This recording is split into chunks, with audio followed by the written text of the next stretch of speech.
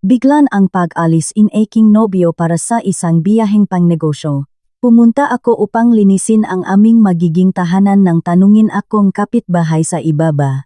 Ano ba ang ginawa ninyong mag-asawa kagabi at napakaingay ninyo? Tumakbo ako paakyat at binuksan ang pinto. Naalala ko pa rin ang hapong iyon nang may masakit na linaw. Ang hapon na kung may babalik ko lang ang panahon, pipiliin kong huwag paniwalaan ang lahat ng nakita at narinig ko, at ang lahat ang pinagkatiwalaan ko sa nakalipas na 2 taon. Pero sa buhay, walang paano kung, hindi ba? 30 araw na lang bago ang aking kasal. Ang 30 araw ay tila mahabang panahon, ngunit sa totoo lang ay napakaikli nito na ang isang hindi inaasahang pangyayari ay sapat na para gumuho ang lahat. Parang isang matayok na gusali na tinanggalan ang pundasyon, at ako ang nasa tuktok ng gusaling iyon. Anton ang pangalan ng lalaking tatawagin ko sanang asawa. Isang klasikong pangalan, madaling tandaan, tulad ng kung paano siya pumasok sa buhay ko marahan, walang ingay, hanggang sa sakupin niya ang lahat. Nang araw na iyon, sinabi sa akin ni Anton na kailangan niyang pumunta agad sa Cebu para sa trabaho. Kalmado ang boses niya, pero may kakaiba sa mata niya, tila iniwasan ako.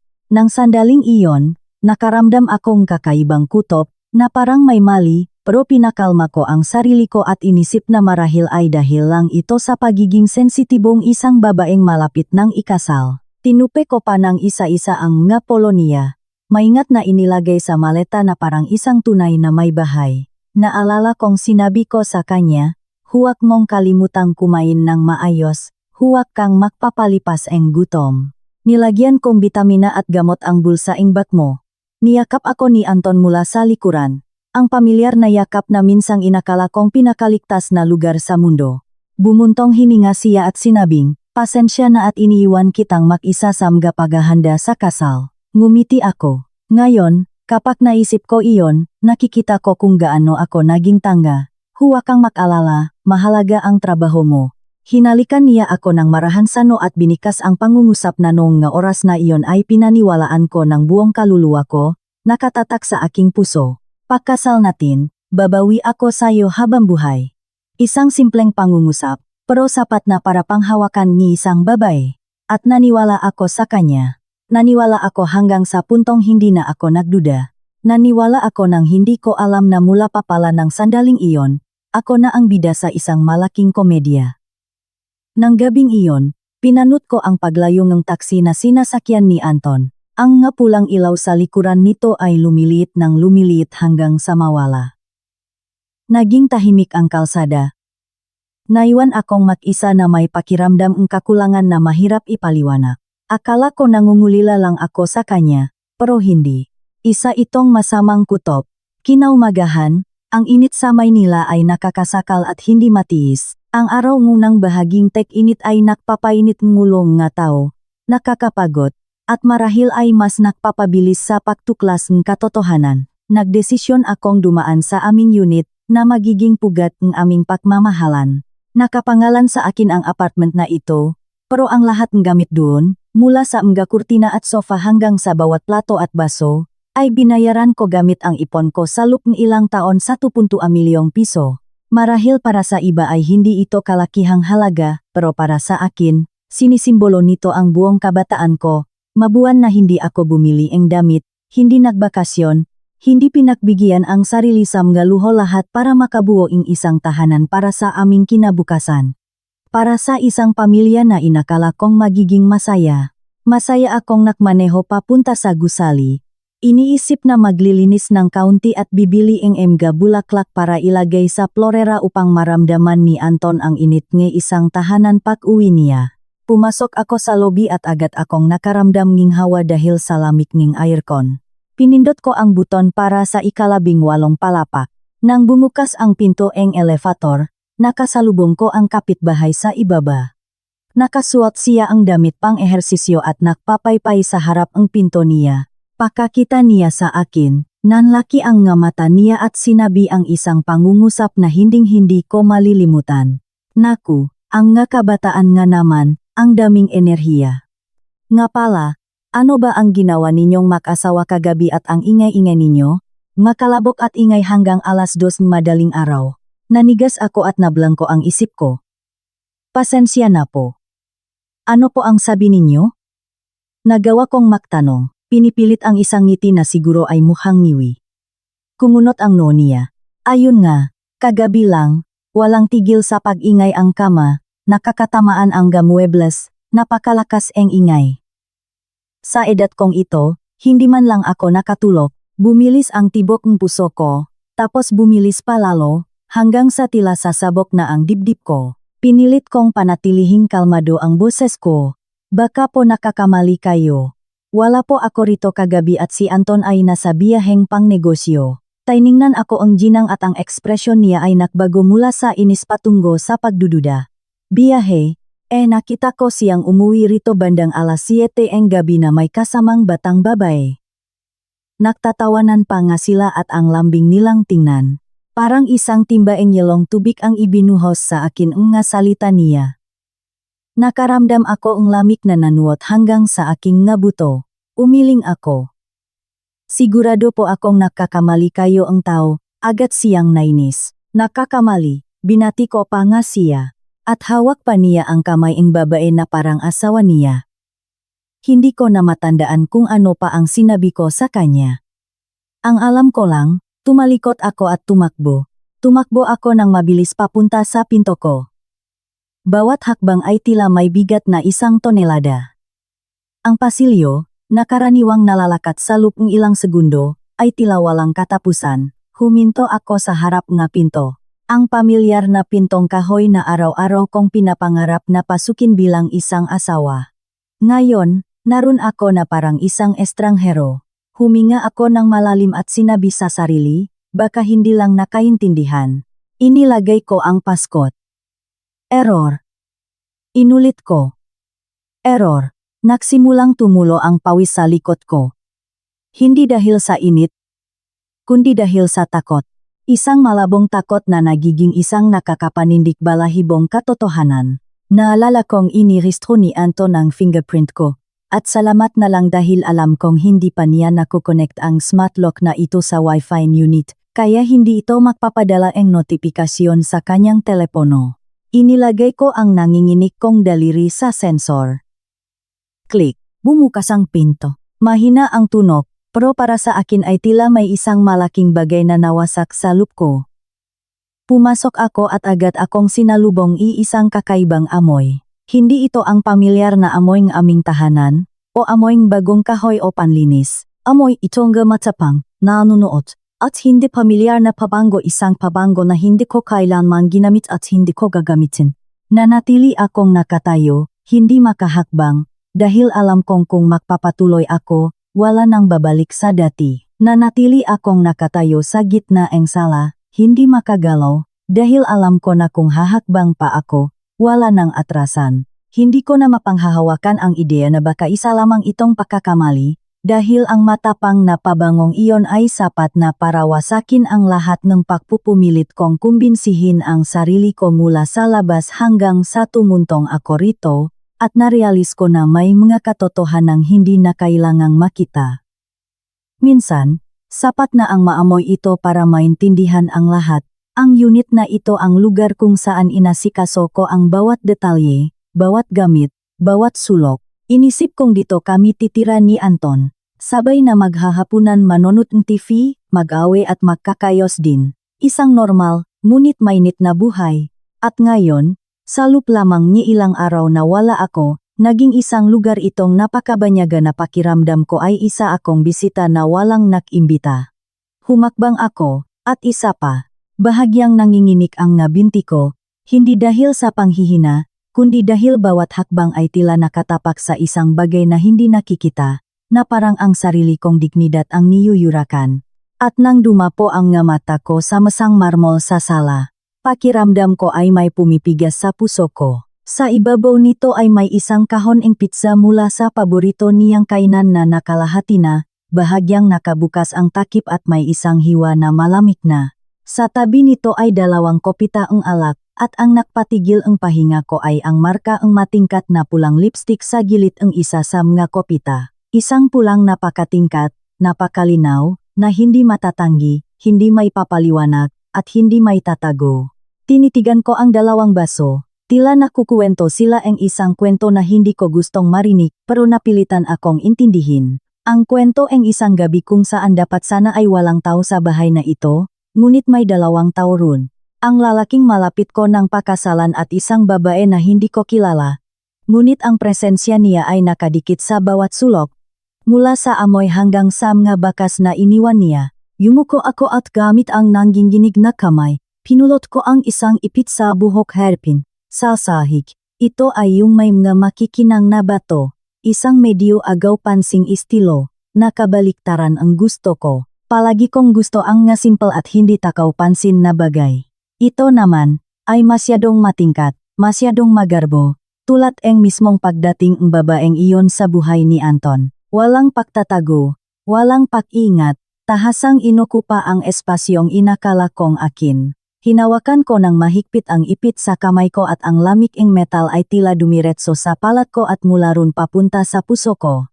At narealis ko na ang masakit sa akin ay hindi ang pagkakaroon ng ibang babae, kundi ang katotohanang nangyari ito sa bahay na ako ang nakbayat. Habang nasa bahay ako, inihahanda ang bawat detalye ng kasal, bulak na nagtitiwala sa kanya. Naglakad ako papunta sa kwarto, hakbang-hakbang, parang naglalakad patungo sa isang sentensya na nahatulan na. Nang marahan kong itulak ang pinto, napasandal ako sa pader dahil sa nakita ko para hindi ako matumba. Ang kama, na ako mismo ang pumili ng bawat punda at sapin, ay tuluyang nakbago. Nawala na ang mapusyaw na asul na bedsheet na sadya kong ipinasatya. Pinalitan itong isang matingkat na pulang sapin, gusot-gusot at magulo, na parang kasasaksi lang isang gabingi kaligayahan kung saan hindi ako kasali. Nanatili ako roon, nakatitik sa kama. Pagkatapos, dahan-dahang napunta ang tingin ko sa headboard, kung saan dapat nakalagay ang prenup photo namin, yung ginawa naming test print bago ay print ang buong album.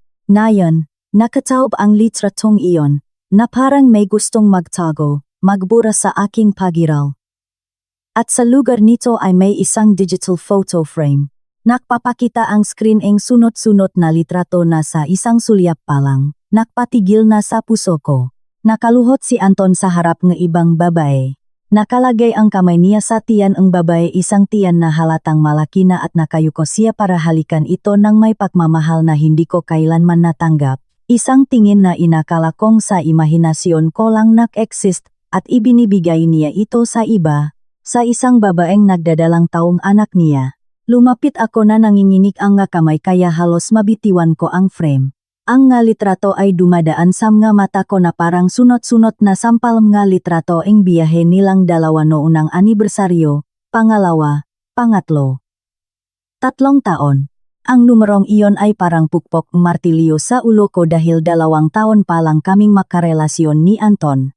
Maliwanag na sa kwentong ito. Hindi ako ang nauna. Napatawa ako. Isang tuyong tawa. Dahil hindi ko na alam kung tatawa ako o iyak, at bigla, naintindihan ko na ang lahat. Sa buong panahong ito, isa lang akong piyesa sa plano niya, yung dumating pagkatapos, pero itinulak sa papel na opisyal na mapapangasawa. Habang ang kabilang babae ay ang kasama niya mula pa noong simula, itinatago lang niya. Ibinaba ko ang frame at pumasok sa banyo. Nang makita ko ang 2 sapilyo, isang asul at isang rosas, na magkasama sa isang baso, hindi ko na kinaya. Napayuko ako sa lababo at nasuka. Umaakyat ang pagdudual mula sa sikmura ko. Hindi dahil sa pagkain, kundi dahil sa pandidiri. Pandidiri sa lalaking minahal ko, pinagkatiwalaan ko, at inisip kong makakasama ko sa habang buhay. Binuksan ko ang gripo at nahilamos ing malamig na tubig. Medyo nakapagpapalinaw sa akin ang tubig, pero mas naging malinaw din ang lahat. Wala na akong dapat pagdudahan, walang dapat ipagpalusot. Masyadong malinaw ang lahat. Tiningnan ko ang sarili ko sa salamin, maputla ang mukha. Namumula ang nga mata sa pagpipigil ng luha at narealis ko na kung bibigay ako ngayon. Kung tatakbo ako para tawagan siya, umiyak, humingi ang paliwanag. Magiging isang kawaawang babae lang ako sa paningin niya. Isang biktima ang pagtataksil na walang magawa kundi magdusa. Hindi, ayokong maging ganun. Huminga ako ng malalim. Pinunasan ang mukha ko, at bumalik sa sala. Hindi na ako ang babaeng nagulantang, kundi isang babaeng nagsisimulan ng mag-isip. Bawat detalye, bawat bakas, bawat gamit sa bahay na ito ay pwedeng maging ebidensya, at kailangan ko ang nga ito, hindi para iyakan, kundi para bawiin ang lahat nga sa akin. Inilabas ko ang telepono ko at nagsimulang kunan ang litrato ang lahat. Ang kahon ang pizza, ang nakopita ang alak, ang marka ang lipstick, ang ipit sa buhok, ang kama, ang photo frame lahat ng walang pinalalakpas na kahit anong detalye, dahil alam ko na sa sandaling pumasok ako sa larong ito, hindi ako pwedeng matalo. Hindi lang dahil sa pera, kundi dahil sa aking karangalan, dignidad, at sa lahatong ibinigay ko. Habang kinukunan ko ang huling litrato, nanginik ang telepono ko. Lumabas ang pangalang Anton sa screen kasama ang icon ng video call. Tinitigan ko ito ang ilang segundo na may kakaibang pakiramdam na lumalaki sa loop ko. Hindi na ito pananabik o pagmamahal, kundi isang nagyayelong panlalamig, na parang nakatingin ako sa isang estranghero. Huminga ako ng malalim, inayos ang buhok ko, pinunasan ang isang patak luha, at lumabas sa balkonahe. Bahagya kong inusok ang kurtina para purong pader lang ang makita sa likod ko. Walang makakaalam kung nasaan ako. Saka ko sinagot ang tawag.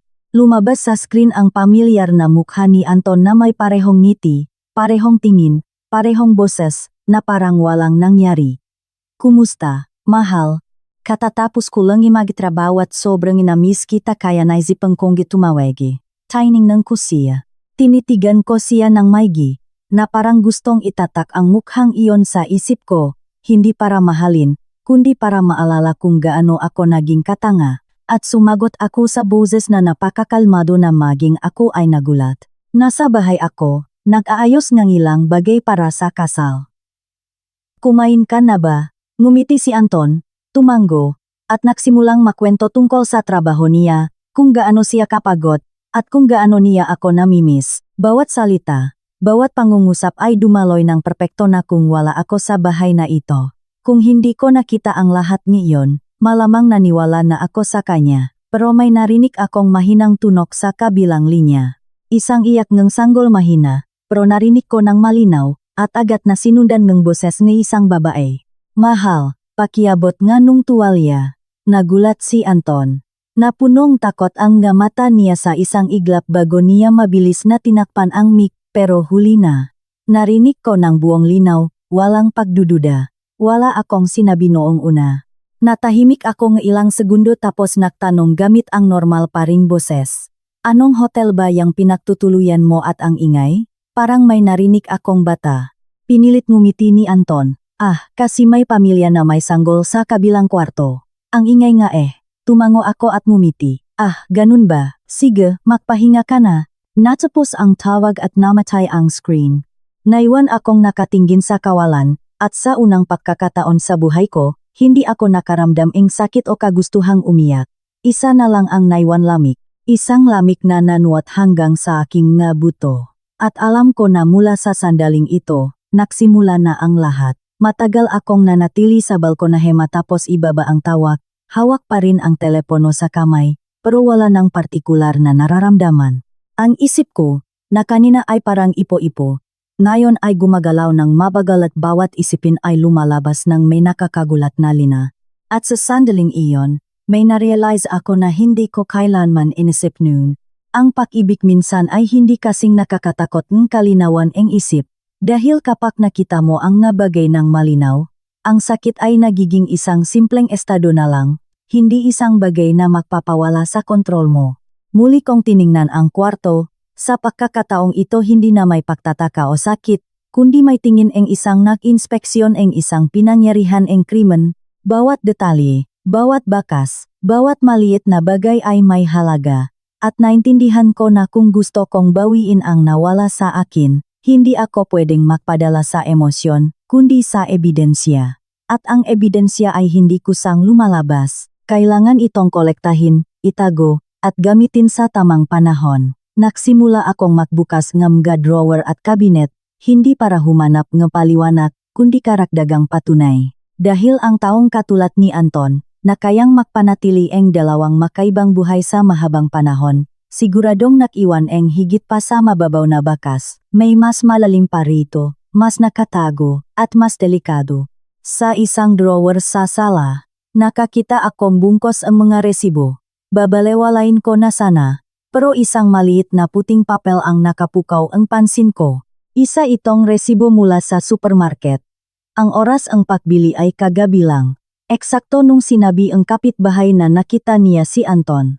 Nang basahin ko ang listahan ang binili, napakuyom ako ang kamao. May mga bagay doon na hindi bibilhin ni isang lalaki kung siya lang mag-isa. Gatas para sa buntis, imported na prutas, at iba pang personal na gamit na nakpapatunay sa kalikasan ing relasyon nila. Pero ang mas nakpatayo ing balahibo ko ay hindi ang nga produkto, kundi ang isang maliit na linya sa ilalim ing resibo kung saan nakasulat ang numero ing telepono na nakakabit sa membership card. Numero ko yun. Nanigas ako. Nilamon nga pakiramdam na hindi may paliwanag. Hindi ito sakit, kundi kahihiyan. Dahil kahit nung bumibili siya gamit para sa ibang babae, para sa anak nila, gamit pa rin niya ang numero ko para makaipon ang puntos, na parang ako, nang hindi ko alam, ay nakikibahagi sa buhay niya, nag-aambak sa pamilyang iyon na kung saan wala ako. Natawa ako. Isang maikling tawa. Pero nagpaunawa. Sa akin na hindi na ako isang biktima ang pagtataksil, kundi isang tao na nakikita ang buong laro. Tinupe ko ang resibo, maingat na itinago sa bag ko, at nakpatuloy sa paghanap. Sa isang kabinet sa kusina, nakakita akong isang boteing bitamina para sa buntis, halos bago pa. Nalaman ko na ang babaeng iyon ay hindi lang minsan pumunta rito. Sapat na ang panahon na inilagi niya rito para maging bahagi na itong buhay niya. Hindi na ako nahanap pa. Hindi dahil wala nang hahanapin, kundi dahil sapat na ang nakita ko, sapat na para maintindihan, sapat na para kumilos. Inayos ko ang lahat, hindi para alagaan ang bahay, kundi para walang maiwang bakas ang pagbisita ko. Ibinalik ko ang ipit sa buhok sa pwesto nito, inayos ang nga baso, isinara ang kahon ang pizza, at maingat na nilinis ang lahat ang aking fingerprint sa doorknob at sa mga gamit na nahawakan ko. Bago umalis, tiningnan ko ang bahay sa huling pagkakataon bilang taong magmamay-ari sana nito. Umalis ako ng tahimik, na parang hindi ako kailanman pumunta ron. Hindi ako dumiretso sa bahay. Alam kong kung makikita ko ang namagulang ko na abala sa paghahanda para sa kasal nga anak nila, hindi ko mapapanatili ang pagiging kalmado ko at ayokong makita nila ang pinakamahina kong bersyon. Hindi, ngayon ay dumiretso akong nakmaneho sa iisang lugar na naisip ko ang bangko. Ang bangko kung saan kami ni Anton ay may magkasamang bank account, kung saan ipinagkatiwala ko ng bulak ang pamamahala ang bahagi ang pera ko, dahil inisip ko na malapit na kaming ikasal at wala nang dapat paghatian. Ang ideyang iyon ay naging isang pagkakamali na kailangan kong pagbayaran ngayon. Tinabagan ko si Lisa, ang matalik kong kaibigan nung kolehiyo na nagtatrabaho sa Departamento NG Panlub na Pagsusuri NG Bangko. Siguro kakaiba ang boses ko dahil hindi na siya nagtanong, sinabi lang niyang, punta ka rito, hihintayin kita. Nang makarating ako sa opisina niya at sumara ang pinto, hindi ko na kailangang magsalita ng marami. Iniabot ko sa kanya ang resibo ng supermarket at binikas. Ang isang pangungusap sa mahinang boses, kailangan kong malaman ang lahat. Tiningnan ako ni Liza at ang ekspresyon niya ay nagbago mula sa normal patungong seryoso. Tumango siya nang hindi na nagtatanong pa, binuksan ang sistema at nagsimulang mag-type ng mabilis. Lumitaw ang galinya ang datos sa screen habang nanonot ako mula sa likod niya, na parang bumabasa ang hatol sa akin. Nung una, normal na transaksyon lang, magagastusin, maliliit na paglipat ng pera. Pero huminto si Liza sa isa pang account hindi sa joint account namin, kundi sa personal na account ni Anton. Nang buksan niya ito, nagbago ang mukha niya. Handa ka na ba? Hindi ako sumagot, tumanggolong ako. Nagprint si Liza ang isang bungkos ng papel, binilugan ang nga importanteng linya, at iniabot sa akin. At pagtingin ko, naintindihan ko na ang nakita ko sa apartment ay dulo palang iyelo. Sa nakalipas na 2 taon, eksaktong tuwing ika-5 bawat buwan, naglilipat si Anton ng 50 piso sa isang account na nakapangalan sa isang babae hindi isa o 2 beses, kundi tuloy-tuloy. Regular, parang obligasyon, Parang isang hiwalay na buhay. Charla ang pangalan ang nakatanggap. Paulit-ulit kong binasa ang pangalang iyon. Pakiramdam ko ay nahahawakan ko ang isang bahagi ng buhay niya na hindi ko kailanman nalaman. Pero hindi lang iyon. 2 buwan ang nakalipas, may transaksyon na 1.5 milyong piso. Ang dahilan, pambayad sa disenyong lupang bahay. Nanigas ako. Ang 1.5 milyong pisong iyon ay eksakto sa halagang ibinigay ko sa kanya para bumiling gamit sa aming unit. Tandang-tanda ko pa ang araw na iyon. Ibinigay ko ang pera at tinanggap niya ng nakangiti. Sinabing siya na ang bahala sa lahat para hindi na ako mag-alala. At ngayon ang parehong halagang iyon ay lumitaw sa account ng ibang babae sa ilalim ng parehong dahilan. Ibig sabihin, hindi lang ang bahay na nakita ko ngayon ang bahay niya. May iba pang lugar. Isang lugar na itinatayo niya gamit ang prako, isang lugar kung saan malamang nakatira ang babaeng iyon. Nabitiwan ko ang napapal. Hindi ako umiyak, wala akong sinabi, naramdaman ko lang na may nagbago sa loob ko. Hindi na ito sakit, kundi isang malinaw na panlalamig, na parang lahat ng emosyon ko ay napalitan ng ibang bagay. Tiningnan ko si Liza at ang boses ko ay napakalmado kaya pati ako ay nagulat sa sarili ko. Tulungan mo pa ako sa isang bagay. Tumanggo si Liza. Ano yun? Tiningnan ko ang napapal at sinabing, kailangan kong malaman kung sino ang babaeng ito, saan siya nakatira, at lahat ng pwede mong malaman tungkol sa kanya. Natahimik si Liza kinglang segundo. Sigurado ka ba? Sigurado. Pinutol ko siya ng walang pag-aalinlangan, dahil alam ko na kung hindi ko ito tatapusin hanggang dulo, palagi akong matatalo sa kwentong ito. Bumuntong hininga si Liza at tumango. Sige, gagawa akong paraan. Tumayo ako, kinuha ang napapel at lumabas ang opisina. Paglabas ko, tumama ang hapon na araw sa mukha ko, napakaliwanag kaya napapikit ako en bahagya. Pero hindi ko iniwasan dahil alam ko na mula sa sandaling ito, wala nang atrasan, malinaw na ang lahat at hindi ko ito palalampasin. Paglabas ko ang bangko, pababa na ang araw. Ang ingay ang kalsada ay tulad ang kahit anong araw. Trapik na mga sasakyan, tunog ng busina, patuloy ang buhay sa labas ng normal, na parang walang nangyari. At ang parehong normalidad na ito ay nakparamdam sa akin na wala ako sa lugar, dahil sa loob lamang ni ilang oras, tumaob ang mundo ko, habang ang sa iba ay nananatiling buo. Walang may alam, walang pakialam. Matagal akong nakaupo sa loob ng kotse nang hindi pinapaandar ang makina, hawak ang manibela, pero ang utak ko ay gumagana ng mabilis, hindi na ito magulong pag-isip kundi kalkulasyon. Isang plano na unti-unting binubuo ng hakbang-hakbang na may malinaw na layunin. Naintindihan ko na kung alamin ko lang ang katotohanan, matatalo pa rin ako. Kung gusto kong bawiin ang lahat, kailangan kong lumampas pa rito. Kailangan kong intindihin ang buong kwento, hindi lang ang parte ko, kundi pati ang sa babaeng iyon. Charla ang pangalan niya. Isang pangalan na hanggang ngayon ay hindi ko kilala, pero mula ngayon ay nakakabit na sa bawat plano ko. Kinuha ko ang telepono ko at nakpadala ang maikling mensahe kay Liza, ASAP. Hindi siya sumagot agad, pero alam kong sasagot siya. Hindi na namin kailangan ang maraming salita, pinaandar ko ang kotse. Hindi ako umuwi, sa halip ay umikot-ikot ako sa ilang kalsada, na parang gustong patagalin ang oras bago ko harapin ang katotohanan.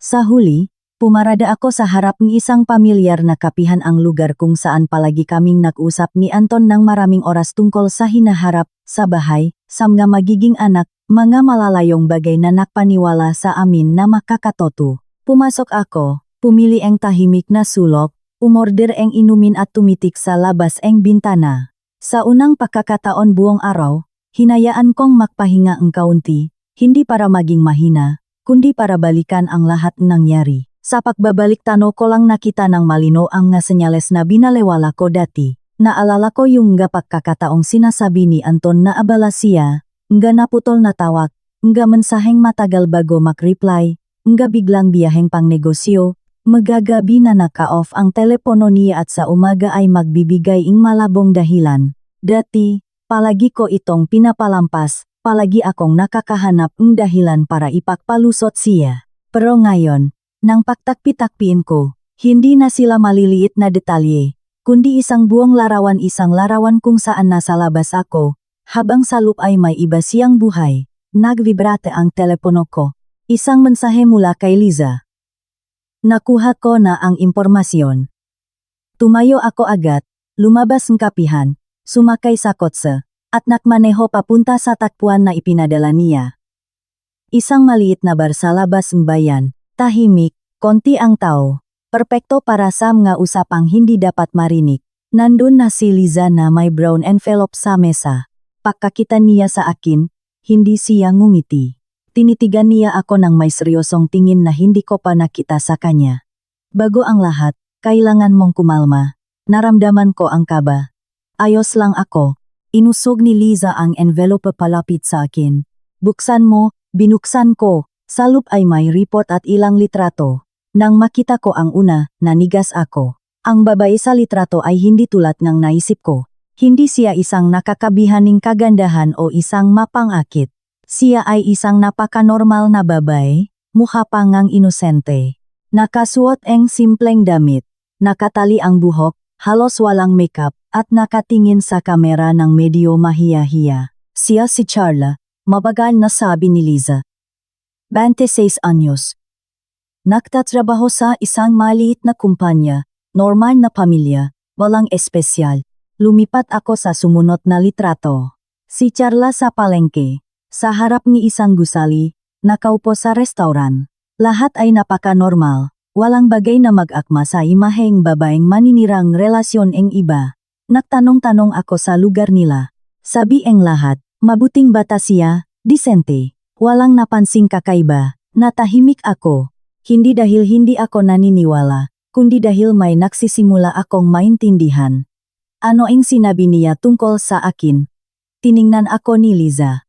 Wala siyang alam. Asawa ang tingin niya kay Anton. Napahinto ako. Nagpatuloy si Liza. 3 taon na silang magkasama sa bahay. Akala niya siya ang opisyal na asawa. Hindi lang pa sila kinakasal. Tumawa ako ng mapait.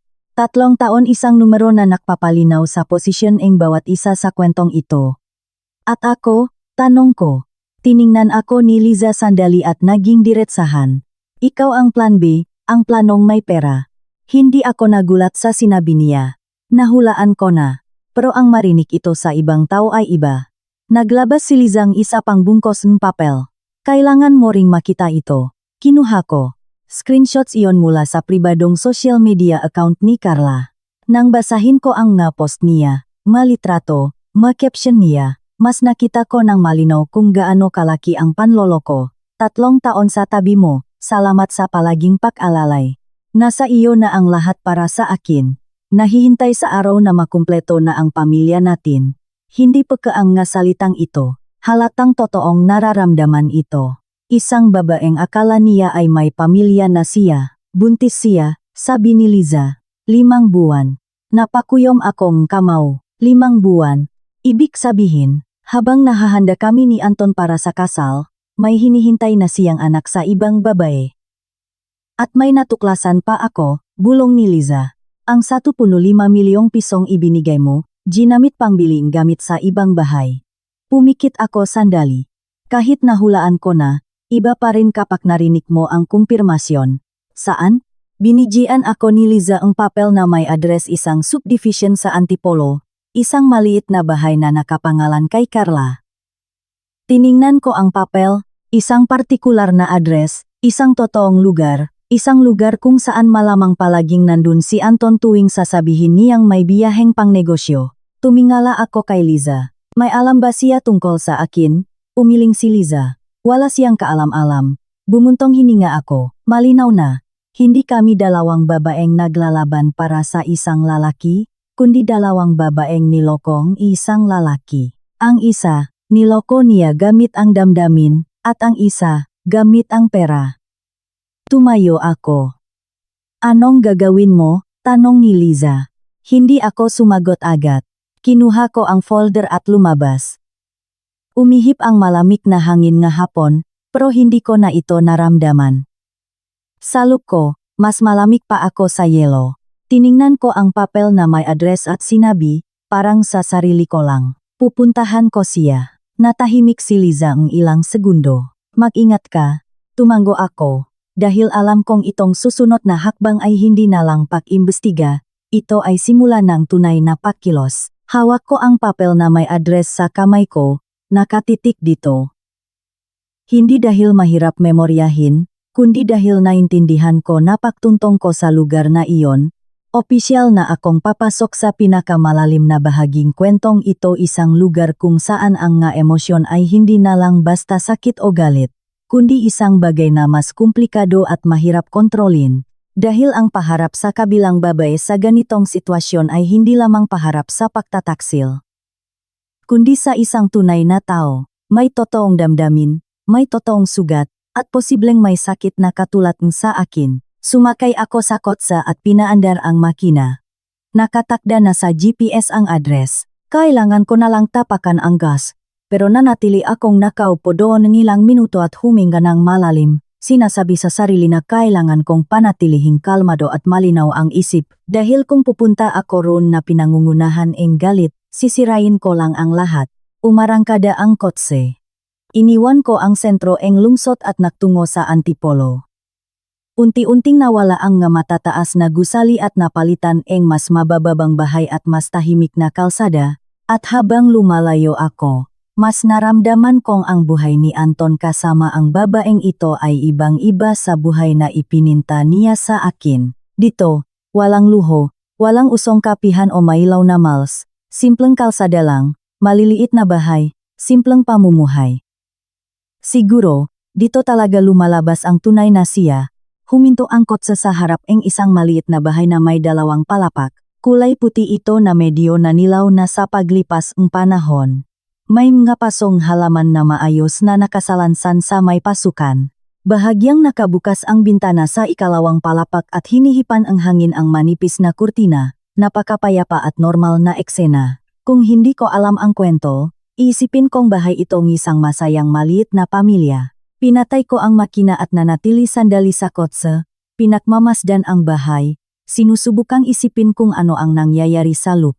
Nakaupo kaya siya habang kumakain ang hapunan, hinihintay ang lalaking inaakala niyang asawa, hinihimas ang tiyan at kinakausap ang hindi pa isinisilang na anak, at habang naisip ko iyon, mas nakaramdam akong kakaibang awa, pero mabilis ko itong inalis sa isip ko. Hindi ko maaring hayaang makialam ang emosyon sa gagawin ko. Bumaba akong kotse at naglakad patungo sa pinto ng hakbang-hakbang, walang pagmamadali, pero dire-diretso. Huminto ako sa harap nito at dahan-dahang kumatok ng 3 beses. Hindi nagtagal, narinig ko ang mabagal na mga yabak sa loop. Nang bumukas ang pinto, nakita ko siya sa unang pagkakataon. Hindi kamukha ni Charla ang inisip kong hitsura ng isang naninira ng pamilya. Nakasuot siya ng maluwag at mapusyaw na damit, nakatali ang buhok, at walang makeup ang mukha. Tiningnan niya ako ng may pagtataka, pero walang galit. Mukha lang siyang ordinaryong tao na nagbukas ang pinto sa isang estranghero. Sino po ang hanap nila? Tanong niya. Malambing ang boses niya. Tiningnan ko siya at sinabing, pwede ba kitang makausap sandali? Nakalangan si Carla. Pinasadahan ako ang tingin mula ulo hanggang paa. At tapos ay napababa ang tingin niya sa sarili niyang tiyan, isang natural na reaksyon ng isang buntis. Sa huli, mas binuksan niya ang pinto. Tuloy po kayo. Ang lupang bahay ay tulad naisip ko. Simple, maayos, walang luho. Pero lahat ay nakapwesto ng maingat, nagbibigay ing pakiramdam ing init ng tahanan. May maliit na florera na may bulaklak sa mesa. May niluluto sa kusina na pumupuno ang amoy sa hangin. Lahat ay totoong-toto at pang-araw-araw. Naupo ako sa sofa. Binigyan ako ni Carla ang isang basong tubig at naupo sa tapat ko, nakapatong ang mga kamay sa tiyan niya. Isang napakanatural na nakasanayan ang isang magiging ina, at sa sandaling iyon, narealize ko na hindi siya ang taong dapat kong kamuhian. Isa lang siyang piyesa sa kwento. Ano po yun? Tanong ni Charla. Tinitigan ko siya ng direkta sa mga mata. Walang pag-alinlangan. Ako ang mapapangasawa ni Anton. Ang katahimikan na sumunod ay hindi normal na katahimikan. Ito ang katahimikan kapag may nabasak sa gitna ng kwarto. Tiningnan ako ni Charla at nagbago ang ekspresyon niya. Mula sa pagkabigla, naging hindi makapaniwala, Hanggang sa pagkalito, ano pong sinasabi niyo? Bahagyang nanginginig ang boses niya. Hindi ako sumagot agad. Nilabas ko sabak ang imbitasyon sa kasal, inilapak sa mesa, at itinulak palapit sa kanya. Tiningnan ito ni Carla. Binasa niya ito ng paulit-ulit. Nakita ko ang bawat pagbabago sa mukha niya mula sa hindi maintindihan hanggang sa maintindihan, at sa huli, ang hindi pagtanggap dito. Hindi maari. Umiling siya, asawa ko si Anton. Tumango ako ng marahan. Alam ko. Napatalon si Carla sa pagtayo at umingit ang silya sa likod niya. Umatras siya, niyayakap ang tiyan niya na parang naghanap ni kakapitan. Sino po ba kayo? Ano pong sinasabi ninyo? Nanatili akong nakaupo, kalmado ang boses. Gusto ko sanang itanong din sa iyo yan. Tiningnan ako ni Carla, nagsisimula ng mamula ang nga mata, pero nakpipigil pa rin. Nakbibiro po ba kayo? Umiling ako. Hindi na kailangan ang maraming salita. Ang katotohanan ay hindi na kailangan ang maraming paliwanag. Dahan-dahang umupo ulit si Carla, na parang hindi na siya kayang itayo binti niya. Tiningnan niya ang imbitasyon, tapos ako, at muli ang tiyan niya. At alam ko na sa isip niya, gumuguho na ang lahat. Impossible, bulong niya. Sinabi niya sa akin na hindi siya. Hindi niya tinapos ang pangungusap. Kinuha ko ang telepono ko, binuksan ang nga litrato sa aming unit, at inilagay sa harap niya. Sa bawat litratong lumalabas, mas naninigas si Carla. Ang nga kopita, ang markang lipstick, ang kama, ang photo frame tinakpan niya ang bibig niya at hindi makapagsalita. Wala na akong idinakdak, hindi na kailangan. Para sa isang babae, higit pa sa sapat ang nga ebidensyang iyon. Matapos ang matagal na oras, sa wakas ay nagsalita si Carla sa boses na halos hindi marinig. Kailan mo pa alam? Tiningnan ko siya. Ngayon lang. Ngumiti si Carla.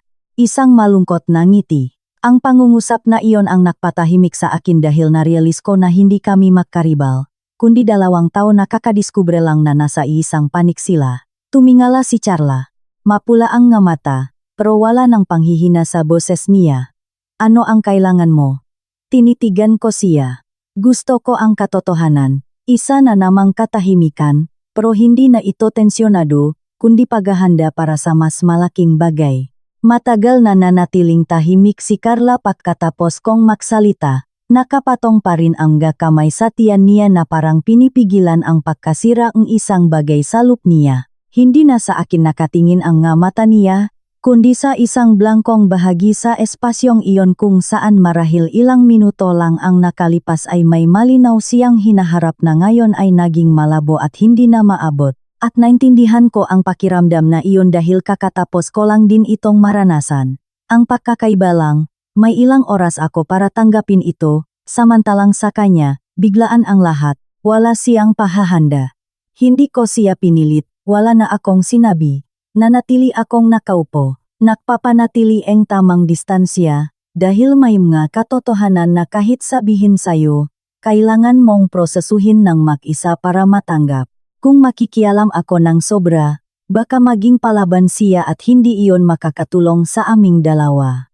Makalipas ang ilang sandali, huminga ng malalim si Carla, na parang sinusubukang ayusin ang gulo sa isip niya, at tiningnan ako. Iba na ang tingin niya ngayon. Wala na ang pakalito, kundi isang uri nga katatagan tulad nga isang taong itinulak sa gilid nga bangin at napilitang tumayo ng matibay para hindi mahulog. Ikwento mo sa akin ang lahat, sabi niya. Nanginginig pa rin ang boses niya, pero kinuha na niya ang kontrol. Walang halong po-o-opo, hudyat na handa na siyang maging kapantay ko sa paharap sa katotohanan. Tumango ako at nagsimulang magkwento. Walang idinadagdag o binabawas, walang eksaherasyon.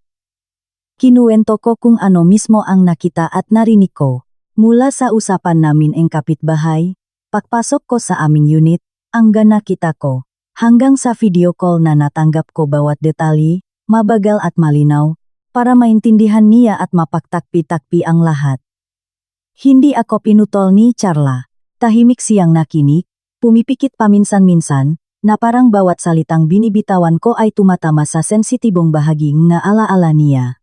At alam ko na sa isip niya, nagsisimula ng mabuo ang larawan, Pagkatapos kong magsalita, muling binalot ng katahimikan ang kwarto, pero ngayon, ito ay ang katahimikan ng katotohanan. Yumuko si Carla. Bahagyang nanginginig ang ngabalikat niya, pero hindi siya umiyak, o baka hindi pa, at dahil dun ay nakita kong mas matapang siya kaysa sa inaakala ko. Sinabi niya sa akin na hindi pa siya nakmahal ang iba bago ako, bulong niya, na ako lang ang una. Ang nag-isa. Wala akong sinabi, nakinig lang ako. Sabi niya masyadong istrikto ang pamilya niya kaya ayaw muna niyang ipaalam sa kanila. Na maghihintay daw kami hanggang sa maging mayos ang trabaho niya para opisyal niya akong may pakilala. Ngumiti si Carla ang walang saya. At naniwala ako, pinaniwalaan ko ang lahat. Tiningnan ko siya, at sa unang pagkakataon sa usapan namin, malinaw kong nakita ang sakit niya. Hindi ito pagsabog, kundi isang malalim at nakakasakal na sakit. At ikaw, tanong niya sa akin. Sa akin naman, sinabi niyang wala pa siyang naging seryosong relasyon dati, na ako ang unang babaeng gusto niyang pakasalan. Pumikit si Carla. Dalawang makaparehong kwento. Iba lang ang pinagsasabihan, nanatili kaming nakaupo. Dalawang babae, dalawang kwento, pero iisang kasinungalingan. Makalipas ang ilang sandali, dumilat si Carla at tiningnan ako. Hindi na mahina ang tingin niya. May ebidensya ka ba? Nilabas ko ang telepono, pinakita ang nga litrato, at saka ibinigay ang resibo sa supermarket. Kinuha ito ni Carla at sinuri ng maigi, bawat linya, bawat numero, at lalo na yung linya ng numero ang telepono. Nang mapansin niyang hindi yon ang numero niya, napahinto siya. Hindi ko numero ito. Tumango ako. Numero ko yan. Kinuzot ni Carla ang papel. Ibig sabihin, kahit kasama niya ako, siya. Hindi niya tinapos ang pangungusap, pero naintindihan ko. Hindi lang ito basta panloloko, dalawang magkaibang buhay ito. Ibinaba ni Carla ang papel sa mesa, niyakap ang tiyan at yumuko. Sa pagkakataong ito, hindi na niya kinaya. Tumulo ang ngaluhan niya, hindi marami, pero sapat na para ipakita na nasira na ang lahat sa loop niya. Tiningnan ko siya. Nakaramdam akong kurot ng awa, pero hindi ako lumapit para patahanin siya.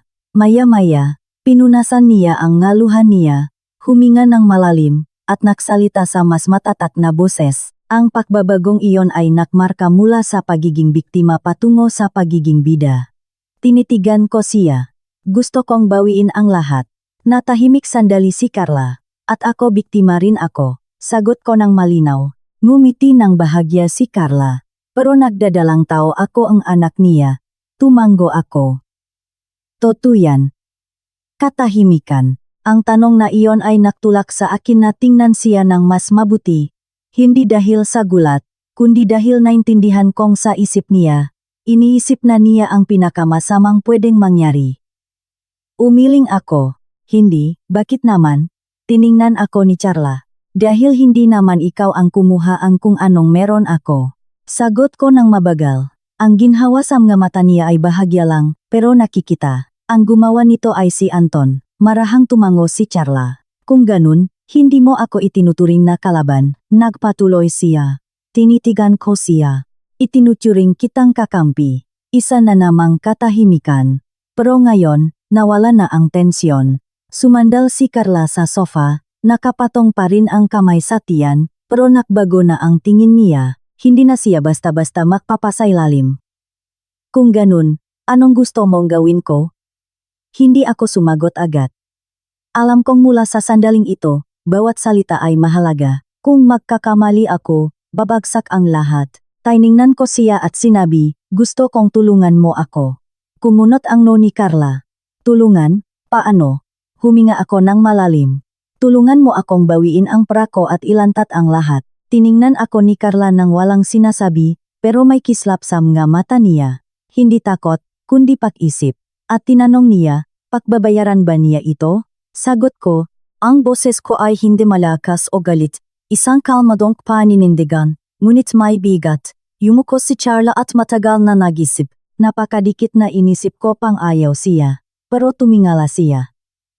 Ibang-iba na ang tingin niya. Hindi na ito tingin ni isang sugatang biktima, kundi isang tao na nakapagdesisyon na.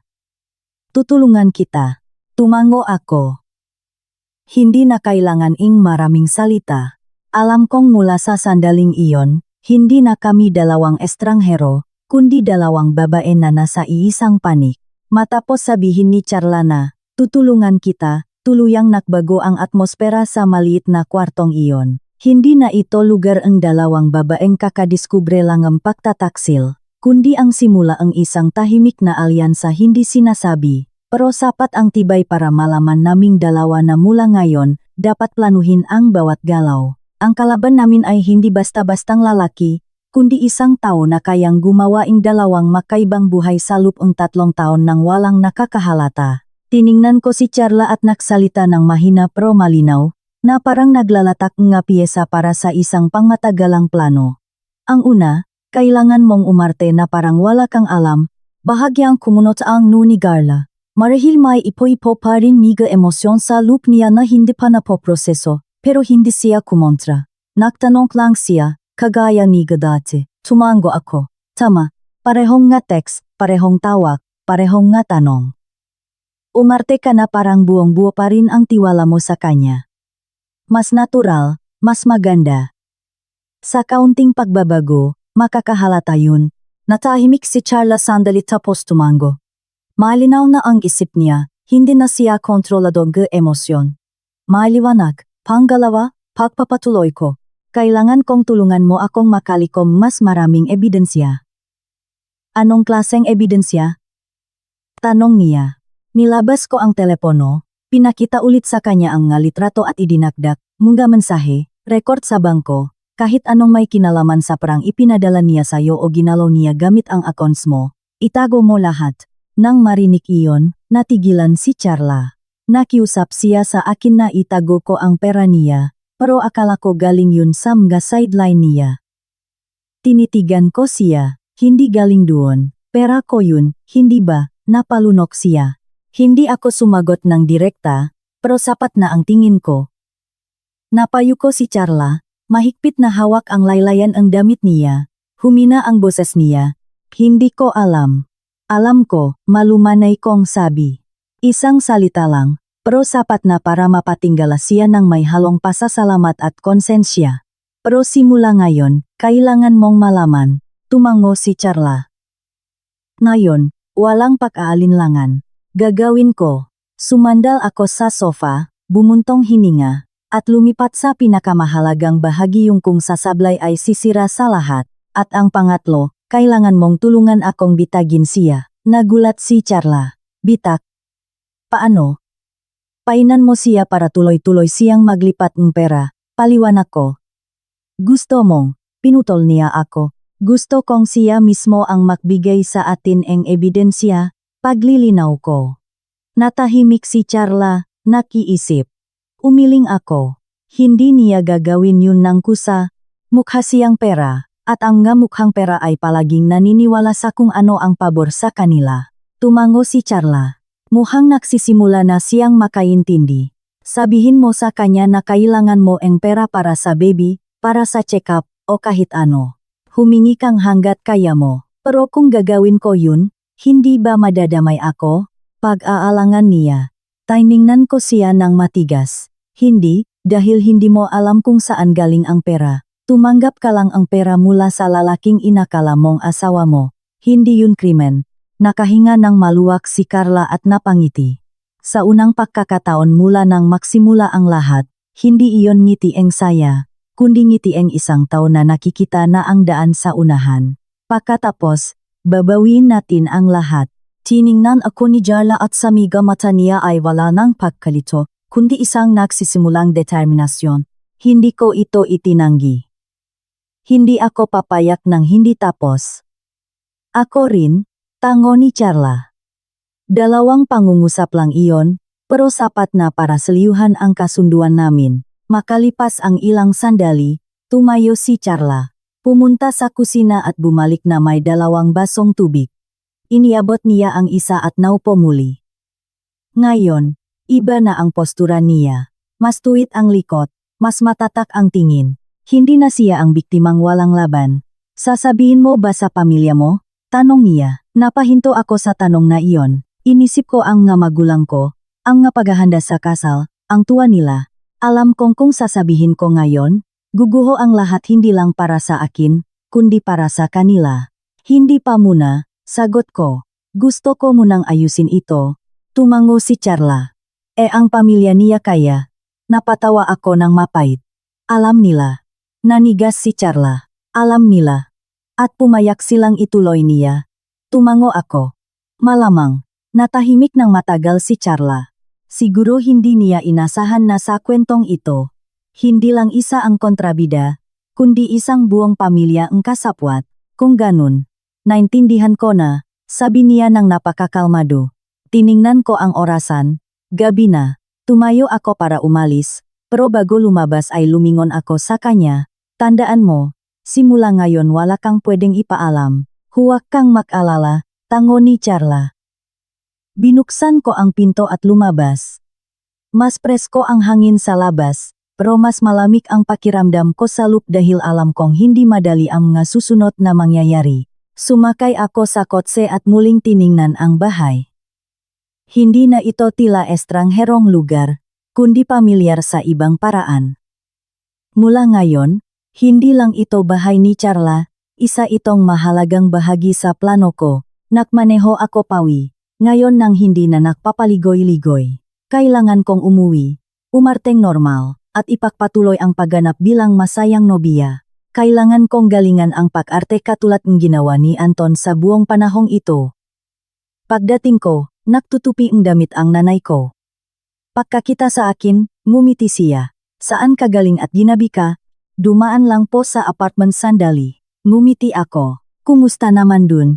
Tumango siya. Maayos na po lahat, ma, sagot ko. Isang normal na sagot, pero ako lang ang nakakaalam na nakatagong kwento sa laikot nito. Naupo ako sa tabi niya at tinulungan siyang magtupi ng mga damit na gagamitin para sa kasal. At sa sandaling iyon, naintindihan ko, hindi ako pwedeng matalo. Hindi para sa akin, kundi para sa mga taong nagtitiwala sa akin. Nang gabing iyon, nakahiga sa kama at nakatingin sa kisame. Hindi ako makatulog, pero hindi na rin naglalayak ang isip ko. Nai-review ko ang plano hakbang-hakbang, bawat detalye. Alam kong kakasimula pa lang ang larong ito. Halos hindi ako nakatulog ng gabing iyon hindi dahil sa sakit, kundi dahil hindi tumitigil ang isip ko. Pinag-ugnay ko ang bawat maliit na detalye na parang binubuo ang huling bahaging puzzle na sinubukang itago ng isang tao. At habang nagtutukma ito, mas nagiging malinaw ang totoong larawan. Wala nang duda, purong katotohanan na lang na malupit at malamig. At nang makita ko ito, nalaman kong hindi na ako pwedeng bumalik sa dating walang pakialam na sarili ko. Kinaumagahan, gumising ako ng mas maaga kaysa sa nakasanayan. Ginawa ko ang karaniwang gawain. Nagilamos, nagbihis, bumaba para mag-almusal kasama ang magulang ko, at ngumiti na parang walang nangyari. Alam kong walang dapat maging palya ang pag-arte ko, isang maling tingin, isang mabagal na sagot, at makakahalata ang magulang ko. Ayokong mag-alala sila hanggat hindi pa tapos ang lahat. Habang nakakape ang tatay ko, nagtanong siya, malapit na ang kasal. Opo, pa, naayon po sa plano ang lahat, sagot ko habang binababa ang tasa. Isang maikling sagot para pakalmahin siya, pero sumisikip ang dibdib ko, dahil alam kong ang plano na iyon ay isang palabas lang. Tinapos ko ang almusal at sinabing maaga akong papasok sa trabaho. Sa totoo lang, hindi naman ako nagmamadali, pero kailangan kong espasyo para sa susunod na hakbang. Pasakay pa lang ako ing kotse nang makatanggap ako ing mensahe kay Carla. Nasabi ko na sa kanya. Anong reaksyon niya? Reply ko agad. Umilaw ang simbolo ing naktatype ing ilang sandali. Nagtatanong ng marami, pero sa huli, nagpadala rin siyang pera. Hindi ako nagulat. Inaasahan ko na yun. Ang taong katulad ni Anton ay magdududa sa lahat, maliban sa bagay na pabor sa kanya, lalo na kung akala niya kontrolado niya ang sitwasyon.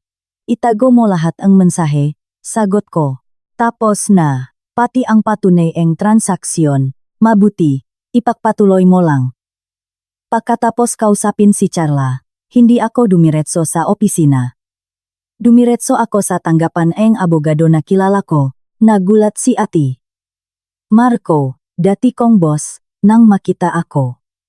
Oh, malapit na ang kasal mo, napadalaw ka. Anong meron, kailangan ko po ang tulong niyo. Tipit akong ngumiti. Tiningnan niya ako ang ilang segundo, siguradong napansin ang kakaiba sa mga mata ko, at tumango. Pasok ka. Naupo ako, nilapak ang folder sa mesa niya, at sinabi sa kanya ang lahat, walang paligoy-ligoy at walang palamuti, mula simula hanggang dulo. Tahimik siyang nakinig, hindi sumasabat, minsan kumukunot ang no, minsan tinatap ang mga daliri sa mesa. Pagkatapos ko, sumandal siya sa silya niya at bumuntong hininga. Hindi baguhan ang lalaking to. Alam ko po, tango ko. Ano ang gusto mong mangyari? Tanong niya habang tinitingnan ang nga papel. Gusto kong bawiin ang pera ko at huwag siyang makalusot, sagot ko nang walang pag-alinlangan. Sige, pero kailangan neting gawin ito ng tama, sabi niya. Profesional na ang tono niya. May dalawang paraan ka, kasong sibil para mabawi ang pera, o kasong kriminal, kung mapapatunayan natin ang panloloko at paglustay ng pondo, estafa. Natahimik ako, pinag-isipan ang pagpipilian. Para sa kasong kriminal, pagpapatuloy niya, kailangan natin ang matibay na ebidensya hindi lang yung mahawak mo ngayon, kundi isang patunay na ginamit niya ang pramo para sa ibang bagay na may planong panloloko mula simula. Ginagawa ko na po, tango ko. Yung kabilang babae, nakikipagtulungan na. Mas mapapadali ang lahat niyan, tango niya habang nagsusulat. Kailangan mong gawin ang tatlong bagay. Una, ituloy mo ang daloy hipera, huwag mong ipapatihil. Kailangan natin ang patunay, mga transaksyon. Pangalawa, itago ang lahat ng mensahe at tawag, lalo na yung nagpapakita ang tunay niyang intensyon. At pangatlo, huminto siya at tumingin sa akin. Huwag mong hayaang makahalata siya. Opo, kapag kumpleto na, inihahanda na natin ang kaso. Tumayo ako. Salamat, Ati. Marco. Mag-ingat ka, tipit siyang ngumiti. Hindi ito biro. Hindi na po ako inosente, sagot ko. Paglabas ko ang opisina, gumaan ang pakiramdam ko. Hindi na lang ito basta personal na paghihiganti, may legal na basehan na, at mahalaga yun. Gusto ko ang pagtatapos na may kinahinatnan, may pananagutan. Kinahapunan, tumawag si Anton. Pareho pa rin ang boses niya. Kumusta, mahal? Anong ginagawa mo? Inaayos lang itong ilang bagay para sa kasal, sagot ko ng malumanay. Pasensya na sa abala ko sa'yo, tumawa siya. Ayos lang, patapos na rin naman lahat. Isang napaka-normal na usapan, na kung hindi mo alam ang totu, wala kang mapapansin. Bukas ng gabi, uwi na ko, sabi niya. Huminto ako sandali, pero pinanatili ko ang tono ko. Mabuti, gusto na kitang makita. Pagbaba ko ang telepono, tumingin ako sa bintana. Ang pag-uwi ni Anton ay hindi isang normal na pangyayari. Isa itong pagkakataon. Pagkakataon para subukan siya, para umarte, at isulong ang plano ko. Nang gabing yun, maaga akong umuwi at tumulong kay mama sa paghahanda ang hapunan. Normal ang lahat, pero sa isip ko kalkulado ang bawat hakbang. Dumating si Anton bandang alas 9. Pumasok siya gamit ang pamilyar niyang hitsura ngiti niya, magalang na pagbati sa mga magulang ko.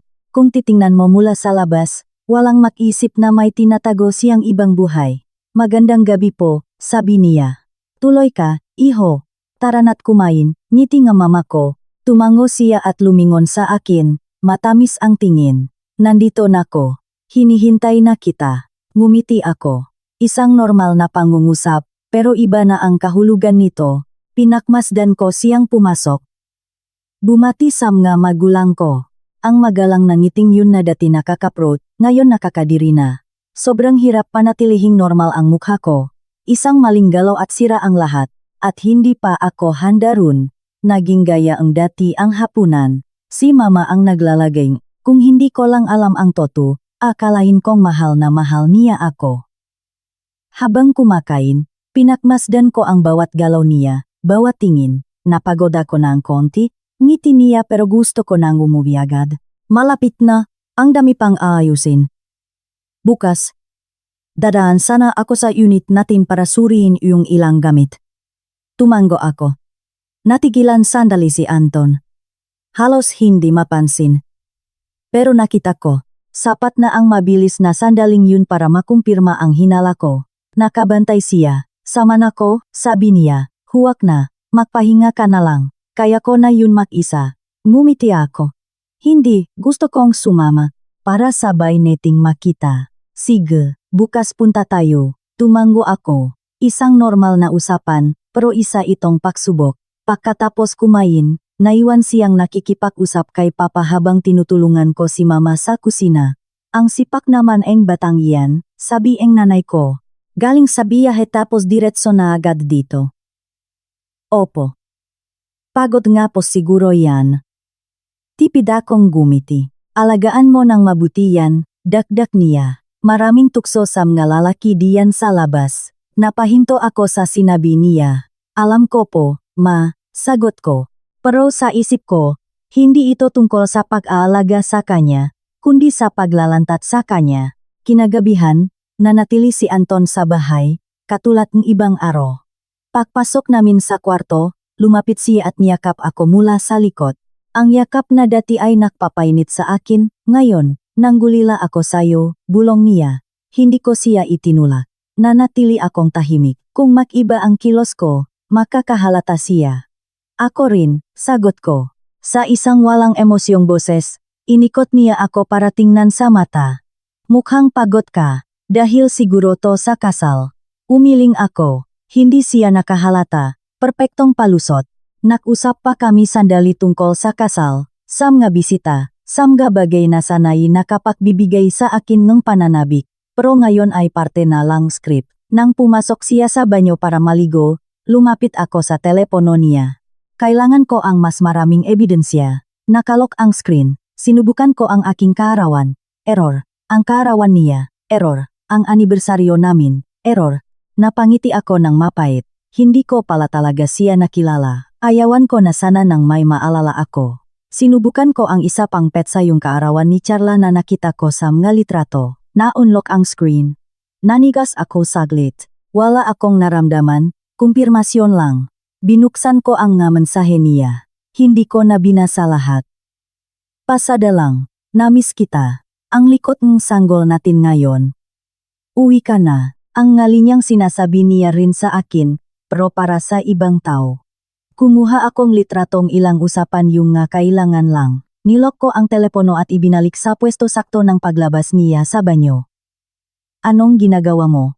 Tanong niya habang tinitingnan ang listahan mga bisita. Ngumiti ako. Tingnan mo uli yan ha. Tumango siya. Nang gabing yun, nakatulog siya agad. Naiwan ako sa tabi niyang dilat ang mata, nakikinig sa mahinahon niyang pahinga. Narealize ko na may mataong mukhang maamo kapag natutulog, pero pagising, kayang gumawa ang na hindi mo akalaing bagay. Lumingon ako at tiningnan siya sa huling pagkakataon, tapos pumikit, hindi para matulog, kundi para ihanda ang sarili ko. Kinaumagahan, nang magising ako, madilim-dilim pa. Mahimbing pa ring natutulog si Anton sa tabi ko, mukhang napakakalmado na walang mag-akalang may dobleng buhay siya. Bumangon ako ng tahimik at bumaba sa kusina. Nandun na ang nanay ko. Ang aga mo namang nagising. Ngumiti siya. Nasanay na po ma. Sagot ko. Pupunta kayo mamaya sa apartment no? Opo. Titingnan lang po ulit namin. Tama yan. Dapat mayos ang lahat. Sabi niya na may kinang sa mata. May bumara sa lalamunan ko, pero pinanatili kong normal ang mukha ko. Maya-maya pa, bumaba si Anton dala ang ngiti at magalang niyang bati na tulad ang dati. Habang nag-almusal, masyadong magaling ang pag-arte niya kaya nakakatakot. Halatang hindi lang siya nagsisinungaling, naniniwala na rin siya sa sarili niyang kasinungalingan. Lumabas kaming bahay at pumunta sa unit namin. Tahimik lang siyang nakmamaneho. Ako naman, nakatingin sa labas ang bintana. Mukha kaming normal na mag-asawang magsisimula ang bagong buhay. Pero para sa akin, bawat hakbang ng paglalakbay namin ay lalong nagpapalapit sa katotohanan. Nakatulog ka ba ng maayos kagabi? Tanong niya. Medyo, sagot ko. Lagi kang mukhang pagod lately. Stress lang sa kasal. Ngumiti ako. Hinawakan niya ang kamay ko. Isang galaw na dati nakapagpapagaan ang loop ko pero ngayon, nagpapaalerto sa akin. Malapit na, sabi niya. Pagdating sa gusali, pinakbuksan niya ako ng pinto tulad ng dati. Umakyat kami sa aming unit. Inilagay niya ang paskot ng parang wala lang. Pagpasok ko, napansin kong wala na masyadong amoyng pabango, pero nandun pa rin. Isang manipis na bakas na ako lang ang nakakaamoy. Inayos mo na, tanong ko. Kahapon nagpunta ako ng maaga para ihanda lahat. Ngumiti siya. At to, malinis na ang lahat at nasa ayos. Ang nga baso, ang kahon ng pizza, ang nga sapin sa kama, lahat nawala na. Malinis na trabaho para itago ang ebidensya. Ang maasikaso mo naman, komento ko, tahanan natin to sagot niya ng may pakmamalaki. Nakikot ako, kunwaring nakinspeksyon, pero sa totoo lang, inoobserbahan ko ang reaksyon niya. Bawat pahinto ko, ramdam ko ang tingin niya. Kinakabahan siya, naupo kami sa sofa, at makalipas ang ilang sandali, iniba ko ang usapan. Nga pala, kinausap ako nila papa kahapon tungkol doon sa lote natin sa probinsya. Agad siyang naging interesado. Anong lote? Yung malapit sa highway. Sabi ni papa, tumaas na raw yung halaga, baka abot sa 50 milyong piso. Natahimik siya saglit. Nakmamahal na ang lupa dun. Balak daw ipangalan sa akin. Regalo sa kasal. Pagpapatuloy ko, nakbago ang tingin niya. Sinubukan niyang itago, pero nakita ko ang pagkaganit sa mata niya. Talaga, pero kailangan yata natin pumirma pareho para sa papeles. Sakto, tumango siya agad. Kailangan na nating asikasuhin yan agad. Ngumiti ako. Wala na siyang sinabi, pero alam kong gumagana na ang utak niya, nakakalkula. Kinagat niya ang pine. Pabalik sa sasakyan. Mas madaldal na siya. Gumagawa ang plano para sa kinabukasan, pamumuhunan, negosyo. Nakinig lang ako ng tahimik, hindi ko mo kontra, tinitiknan lang ang galaw niya. Nang hapong iyon, nag-text si Carla. Nakpadala ulit siyang pera. Makano, 100,000 piso. Itago mo lahat, sagot ko. Tapos may isa pang mensahe. Kailangan ko raw palaging malaking pera ngayon, napangiti ako. Alam kong ang perang iyon ay hindi para sa kanya, kundi dahil sa akin. Nang gabing iyon, maagang umalis si Anton, ang dahilan niya ay may kailangan pa siyang asikasuhin. Hindi ko na pinigilan. Alam kong nahuhulok na siya sa sarili niyang bitak, pinanut ko siyang umalis mula sa pinto, at isang bagay lang ang nasa isip ko. Konti na lang. 3 araw bago ang kasal, ang bahay namin ay puno ng tao at abala. Pinanatili ko ang pag-arte na may kalmadong ngiti para sa lahat. Ako ang masayang nobya na mag-umpisa ang bagong buhay. Ako lang ang nakakaalam na hindi ito simula, kundi katapusan ang 1-2 taong panloloko. Kinaumagahan, tinawagan ako ni Anton ng maaga, kakaiba ang sigla ang boses niya. Mahal, gising ka na. Naisip ko yung tungkol sa papeles ng lupa. Pwede na kaya neting ayusin bago ang kasal? Nga, yun din ang iniisip ko, sagot ko habang kalmado pa rin. Nagtanong nako sa abogado ko. Kung bibilisan natin, sa loob nilang araw, ayos na. Mabuti. Mamayang hapon, asikasuhin na natin. Susunduin kita. Binaba ko ang linya, tiningnan ko ang sarili ko sa salamin. Walang mababakas sa mukha ko, pero napakalinaw ang lahat sa mata ko. Nasasabik siya, at iyon eksakto ang kailangan ko. Pagdating ang tanghali, nakita ulit kami ni Ate Marco. Inabot ko sa kanya ang nga bagong ebidensya mula sa akin at kay Charla. Mas maraming mensahe, mas maraming bank transfers, lahat naka-organize ng maayos. Sapat na to, sabi niya matapos itong suriin. Sapat na para mapatunayan ang paglustay at panloloko. Pwede na nating ihayin ang reklamo pagkatapos ng huling hakbang. Ano yung huling hakbang? Tanong ko. Kailangan pumirma siya sa sarili niyang pag-amin. Inihanda ko na. Sige po. Pero tandaan mo, kailangan sakto ang pagkakataon. Nang hapong iyon, dumating si Anton sa tamang oras. Maayos na maayos ang suot. Mukhang perpektong lalaki. Tayo na, ngiti niya. Sumakay ako.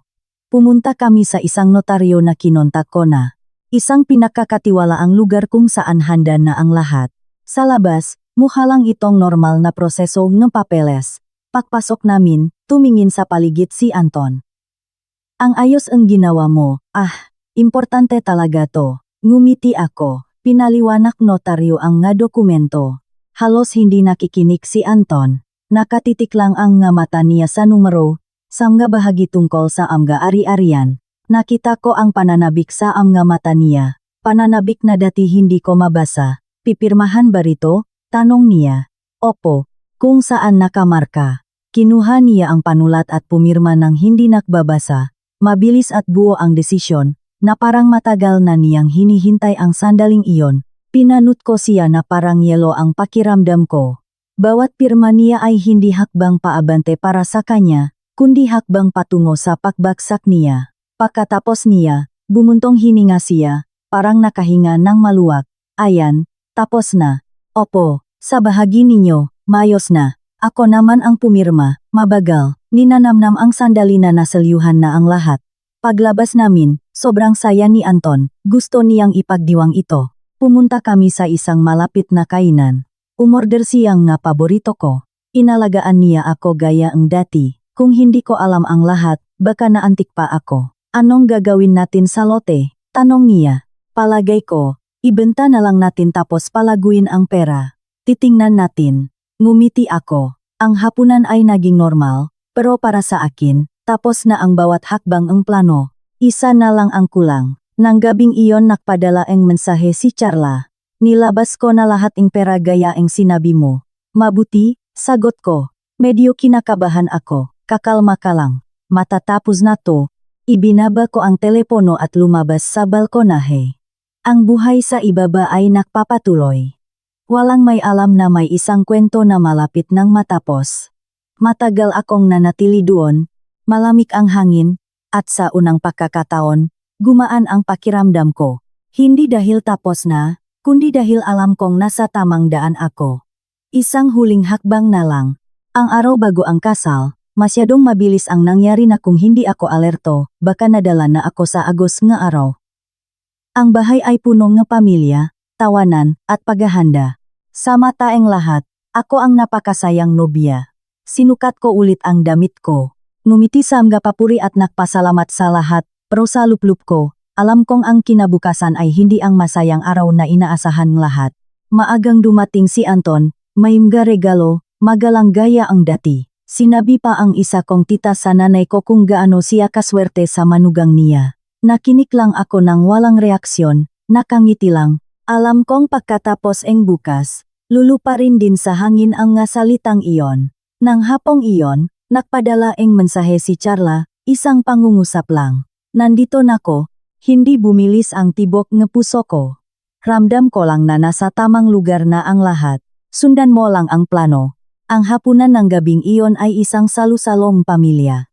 Katabi ko si Anton, maasikaso, nakikipag-usap sa tatay ko tungkol sa mga magaganda niyang plano sa hinaharap, magkaplanong alam kong hindi kailanman magkakatsutu. Nang magpaalam na siya, hinatid ko siya sa pinto. Lumingon siya at ngumiti. Ang pamilyar at natural niyang ngiti. Dati, kikiligin na ako. Ngayon, ang nakikita ko na lang ay ngiting isang tao na hindi alam na mawawala na ang lahat sa kanya. Pahinga ka na. Bukas ang araw natin, sabi niya. Ikaw rin. Tumango ako at pinanut siyang umalis. Alam kong ito na ang huling beses na makikita ko siya sa papel na ito. Nang gabing iyon, inaral ko ulit ang bawat detalye ng plano ng paulit-ulit. Hindi pwedeng makamali, sumikat ang araw sa araw ang kasal. Napakagandang araw. Tiningnan ko ang sarili ko sa salamin, suot ang damit pangkasal. Wala akong maramdamang kaba, isang kakaibang kalmado lang, na parang hindi ako isang nobya, kundi isang mandirigmang papasok sa labanan. Inayos ang nanay ko ang belo ko. Napakaganda mo, anak. Ginanap ang seremonya sa isang malaking hotel na puno ang bisita. Masaya ang lahat. Nahihintay si Anton sa altar, nakangiti, bumabati sa mga bisita. Nasa tabi niya ang nga magulang niya, may magagalang na ngiti. Walang mahihinala na may tinatago ang pamilyang to. Naglakad ako, diretso ang tingin. Pagdating ko sa tabi niya, ramdam ko ang kumpiyansa niya. Ang kayabangan gataong akala niya siya ang panalo. Ang ganda mo, bulong niya. Salamat, ngiti ko. Nagsimula ang seremonya. Nagsalita na ang pari. Pumapalakpak ang nga tao. Sumusunod sa nakagawian ang lahat hanggang sa oras na para sa palitan ang singsing. Ang oras na inaabangan ang lahat. At ang sandaling hinihintay ko. Sakto sa oras na iyon. Bumukas ang malaking pinto. Nung una, walang pumansin, pero nagsimula ang bulungan. Tumingin ako sa pinto. Nakatayo doon si Charla. Suot ang isang simpleng damit, halos walang makeup. Pero kitang-kita ang malaking tiyan niya. Pumasok siya. Mabagal pero diretso ang hakbang. Nakatitik sa aming dalawa. Nanigas yan ton. Nakbago ang ekspresyon nga magulang niya. Ako. Nanatiling nakatayo. Naghihintay. Lumapit si Charla sa altar at huminto. Hindi siya sumigaw, hindi gumawa ang eksena, sinabi lang niya ng malinaw sa gitna ng katahimikan. Anton, isang salita lang, pero parang isang matalim na hiwa. Nanlamig ang paligid. Alam kong dumating na ang oras. Ang buong bulwagan ay naging parang sementeryo sa sobrang tahimik ni ilang segundo pagkatapos siyang tawagin ni Carla. Pagkatapos nun, kumalat ang bulungan na parang sakit. Lahat ng tingin ay naglipat-lipat mula sa pinto papunta sa altar at mula sa altar papunta kay Charla. Isang buntis na babae, nakatayo, matatak, walang iniiwasang tingin. Ang pagiging kalmado niya ay ginawang mas tensyonado ang sitwasyon kaysa sa kahit anong sigawan. Si Anton, na nasa tabi ko, hawak pa rin ang singsing. Nanigas ang buong katawan niya. Nawala ang kumpiyansa niya, at napalitan ang takot. Nakita ko ng malinaw ang sandaling na-realize ang isang tao na nawalan na siya ang kontrol. Anong ginagawa mo rito? Nautal niyang sabi, nanginginig ang boses. Hindi agad sumagot si Carla. Lumapit pa siya ng kaunti, sapat para makita ang lahat ang tiyan niya, ang mukha niya, at ang tingin niya. Pumunta ako para batiin ka, sabi niya. Hindi malakas o galit ang boses niya, pero bumaksak na parang bato ang bawat salita niya. Natahimik ang lahat. Namutla ang nanay ni Anton na nasa ibaba. Humakbang siya palapit at suminghal, sinusubukang hinaan ang boses. Sino ka ba? Sinong nagpapasok sa iyo rito? Lumingon si Carla sa kanya ng walang takot. Kakilala po ako ni Anton. Bago pa makasagot ang nanay niya, humakbang ako paharap. Tumayo ako sa tabi ni Charla, tiningnan ang nabisita, at kinuha ang mikropono sa nagsasalita. Ang boses ko, kalmado at malinaw. Humihingi po ako ng paumanhin sa lahat, pero bago tayo magpatuloy, tingin ko may kailangang linawin. Pinigilan ang lahat ang pahinga nila. Tiningnan ko si Anton, banta ang laman ang mata niya. Ano ang ginagawa mo? Bulong niya. Hindi ko siya sinagot. Tumingin ako sa mga tao. Ang pangalan niya ay Carla, at nagdadalang tao siya, anak ng lalaking ito. Sumabog ang ingay sa buong bulwagan. Ang bulungan ay naging sigawan. Ang nga magulang ko, nanigas na hindi naintindihan ang nangyayari. Ang nga magulang ni Anton, putlang-putla. Si Raulo ka ba? Sigaw ni Anton. Alam mo ba yang sinasabi mo? Alam ko, sagot ko habang nakatitik sa kanya. Isang salita lang, pero sapat na. Humakbang papalapit si Charla sa tabi ko, at nang walang sinasabi, naglabas ni isang folder mula sa bag niya at itinaas. Ito ang Mige ultrasound report at pregnancy test, nakapanggalang kay Anton. Napatayo ang nga tao, sinusubukang makakita. Ang kasal ay naging isang pampublikong paglilitis. Pagkayan, sigaw ni Anton na umaatras. Hindi ko kilala yang babaeng yan, ngumiti ako. Isang mapenangiti. Lahat ay naayong sa plano. Hindi mo siya kilala, inulit ko. Kinuha ko ang telepono ko at kinonekta sa malaking screen sa likod, kung saan dapat gumagana ang nga video namin. Imbes na video namin, ang lumabas ay screenshots ing messages nila, na miss kita. Ang likod ng sanggol natin ngayon. Uwi ka na, sender, Anton. Receiver, Carla. Tiningnan ni Anton ang screen. Pumuti ang mukha niya na parang papel. Saan? Saan mo nakuha yan? Hindi ako sumagot. Nagpatuloy ako ng may parehong matatak na boses, at hindi lang yan, nilipat ko sa susunod na larawan, ang nga bank transfer sa account ni Charla. Bawat numero, bawat petsa, bawat buwan, Ito ang pera na ipinapadala mo sa kanya. Ang mismong pera na binigay ko sa'yo para pambili jing gamit sa unit natin. Nakagulo ang lahat. Tumayo ang tatay ko. Ano ibig sabihin nito? Malalim ang boses niya na nakpipigil ng galit. Nautal si Anton, hindi makabuong salita. Umakyat ang nanay niya sa altar. Hindi lang kayo nakaintindihan. Hindi niyo naintindihan. Lumingon ako sa kanya. Hindi nakaintindihan. Tinitigan ko siya. At ito, hindi rin ba ninyo naintindihan? Nakplay ako ang isang audio recording. Umingay sa buong bulwagan ang boses ni Anton at yung nanay niya. Ginamit lang natin yung babaeng yun para sa pera. Si Charla, para makaanak ako. Kapag tapos na ang lahat, ididispatsa natin yung isa. Bawat salita ay parang saksak, wala nang nakapagsalita, hindi na kailangan. Sobrang bigat ng katotohanan. Nanatiling nakatayo doon si Anton, walang matakbuhan, walang masabi, tinitingnan ang lahat ng may matinding takot. Sa huli, lumingon siya sa akin. Hayaan mong magpaliwanag ako. Umiling ako. Hindi na kailangan. Wala ka nang dapat ipaliwanag. Hinubad ko ang singsing, nilapak sa mesa, at tinitigan siya. Hindi ito ang katapusan ko, sabi ko, katapusan mo to. Hinawakan ni Charla, na nasa tabi ko, ang tiyan niya. Wala nang hinasam nga mata niya. Ito na ang kalmadong tingin ni isang tao na nakikita na ng malinaw ang lahat. Umakyat ang tatay ko sa altar at tumabi sa akin. Wala siyang sinabi, tinapik lang ang balikat ko isang senyales ang buong suporta niya. Umakyat din ang nanay ko, mapula ang nga mata niya, pero hindi umiyak. Tiningnan niya si Anton ng may pandidiri tapos ay tumalikot, tapos na ang seremonya. Walang anumang anunsyo, nagumpisang mag-alisan ng tahimik ang nga bisita, dala ang kwentong matagal nilang pag-usapan. Bumaba akong altar, hinubat ang takong ko, at bitbit ito sa kamay, naglakat ako palabas ang bulwagan.